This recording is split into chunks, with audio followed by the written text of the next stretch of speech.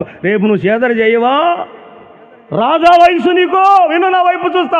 జ్ఞానము కలిగిన వాడట తల్లిదండ్రులని సంతోష పెడతారంట. ఈరోజు కోడలైనా కొడుకైనా అందరూ యేసుకు చోటు ఇవ్వగలిగితే, యేసుకు అవకాశం ఇవ్వగలిగితే ఇంట్లో ఉన్న వాళ్ళు ముసలోళ్ళు నశించిపోరండి.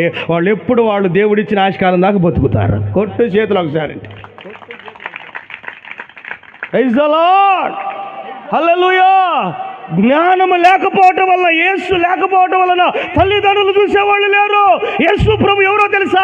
తల్లిని తండ్రిని సన్మానించి గౌరవించి వాళ్ళు ప్రేమించి ఆదరించి చూడమని చెప్పే నేర్పే ఏకైక దేవుడే యేసుక్రీస్తు ప్రభు అన్నాడు. Praise the lord. ఈరోజు అమ్మా నాన్న సంపాదించిన డాబా కావాలి, అమ్మా నాన్న సంపాదించిన పొలం కావాలి, అమ్మా నాన్న సంపాదించిన మెల్ల ఏమేసుకుంటారు, తాలిబొట్టు, అదేంది నల్లపోసు దండ కావాలి, ఓకే, ప్లాట్లు కావాలి. కానీ అమ్మ నాన్నకు మాత్రం బ్రదరు ఇంత మొద్దు అన్నం మాత్రం అదేందిరా, ఏమైందిరా?